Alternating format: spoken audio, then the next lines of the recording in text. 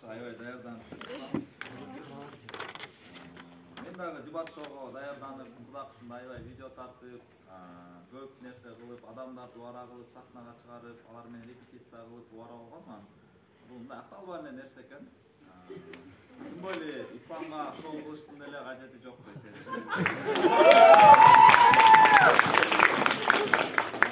Мындай мини прожарка кылып коюп, сен көңүлүңөр көтөр. Мен өзүм жөнүндө айтып кетейин. Мен Сыткөл облусунда Карак айылында төрөлгөм. Мен эмнеген жардан бери кара болсо, бекеринен кара эмес. Мен төрөлгөндө деді Каракбол деген кара жерде төрөлгөм. Каалаган адам өзүнүн кийинки лозунгуна жараша төрө албайт. Ошондуктан бул дагы менин бир фишкам. Мен төрөлгөндө эки нерсе болгон. Биринчи нерсе, жакшы бир события болгондо лента кесилип, ошактын мэри, депутаттар, президенттер жана башкалар келип, лента кесет го.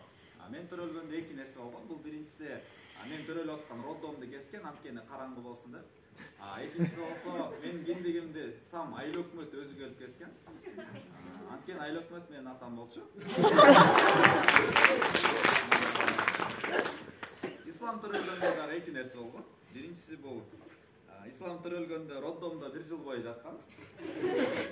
Анткени эч кимге алып кеткиси келген эмес. Экинчиси болсо 1 жылдан кийин эч ким алып кеткен эмес, ошондуктан роддомдо чоңойгон. Негизи мага мындай жакшы адамдарды жамандап, шылдыңдап бүттөй жакпайт, бирок бүгүн мага пайызлы исламды шылдыңдайм.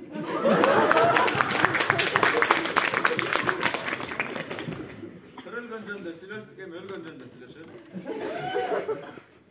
Атактуу адамдар өлгөндө мындай жакшы ат коюлат да, музейдин аттары, университеттердин, көчөлөрдүн жана башкалардын. Бомштор өлгөндө остановкадан табышат аларды. Мен өлгөндө атактуу блогер өлүптүр деп элдер эскерип, филармониядан узатып, ата бейитке жерге коюшат. Ислам өлгөндө 3 күндөн кийин остановкадан табышат.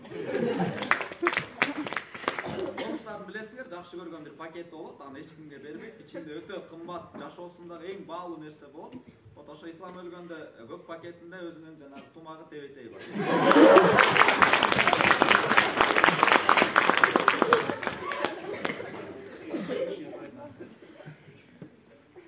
Мени чала блогер деп ийишет ислам. Менде 60 миңден ашык ат алуучум бар. Просмотрлар 700 миңге чейин жетет. Адамдар мени көрүп, көчөдөн таанышат. Жа блогер менен сүрөткөчү болайынчы, байке колуңузду кармап коеюнчу деп аябай сыймыктанышат. Бирок исламды деле көчөдөн көргөндөр таанышат. Анткени ислам көчөдө жашайт.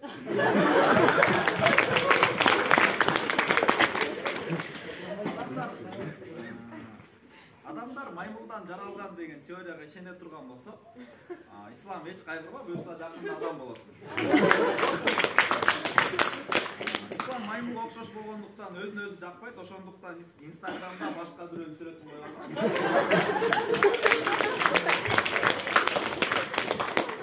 Ики тамаша, өтө тонкий тамаша.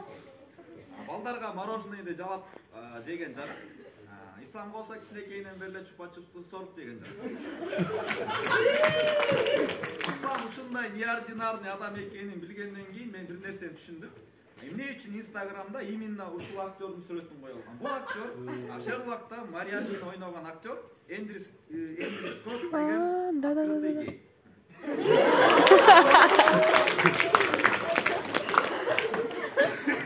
Баары менден сурады, неге исламдын вызовун кабыл алдыңыз депчи. Анткени ислам акылдуу, красавчик, харизматичный, өтө жакшы мүнөздөгү адамсыз деп мага кечке шыбырай берди, ошондуктан.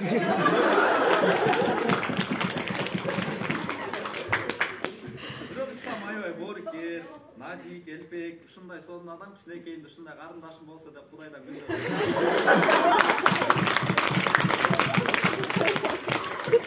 Ислам жөнүндө бир аз факт. Ислам любой вечеринканы отурушту бузганды өлтүргөндү жакшы билет. Эки ыкмасы бар. Биринчи ыкмасы бул ошол вечеринкага келип алат. Экинчиси болсо ошол вечеринкадан такыр кетпей жүрүп алат. Ошондуктан вечеринка өткөрсөңөр, исламга адресиңерди айтпагыла. Бирок канча бул деле иштейт, анткени ислам оңой эле табылат, анткени баардык бомждар исламды тааныйт.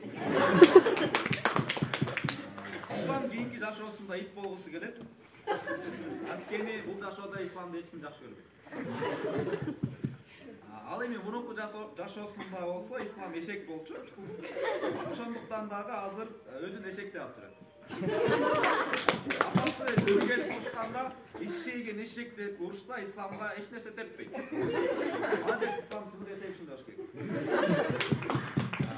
Ислам кыйын диний спикер, мотиватор болмок. Анткени исламга келген, исламды келип көргөн адамдар кечесин көрүп Кудайга шүгүр дейт. Ислам туризмди окуйт, барыңар билесиңер. Эмнеге туризмге тапшырдың деп сурасам, ислам ойлогон экен, туризмге тапшырса эле бул жана халява болуп, жер кыдырып, саякатта эс алып жүргөн адам болуп чыгат экен деп ойлогон экен. Бирок эң өкүнүчтүүсү, ислам 4-курста окуйт, дагы деле ошондой ойлойт. Окумуштуулар азыр эки нерсеге жооп таппай келишет. Биринчиси аалам кантип жаралган, жана экинчиси ислам дебатта не кылып жүрөт. Анткени ислам канча жыл жүрүп, жакында эле 2 кубогун укту. Менен жан келген Найчогул 1 кубогун биринчи эле турнирде 1 кубогун жеңип алды. Окумуштуулар эмнени издеп таппай атат билбейм, баары айдан ачык көрүнүп атса керек, ислам дебаттан сенден токчу. Дебатка келген Найчоктор исламдын окуучулары исламды аттап өтүп кете алышабы деген суроону бере турган болсок, бул бирок бияктан мактай турчу нерсе бар, исламды эч ким атта өтө албаптыр. Анткени баары исламды мейлеп туруп бетинен тебелеп өтөт. Атта өткөндө исламдын бети болсо атайын басып өтөт. Ошондуктан исламдын кетеси ушундай болгон. Так, дальше. Исламдын таттууга аллергиясы бар. Ошондуктан биздерден алган жок дейт.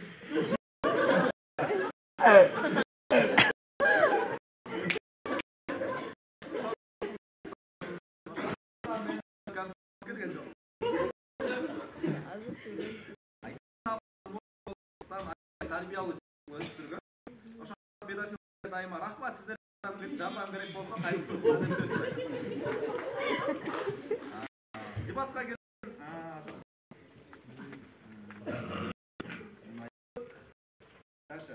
последний калыптыр. Исламды бир жолу зортуктап кетебиз дешкен. Бирок зортуктоо болбой алган. Анткени ислам эч каршылык көргөзгөн эмес.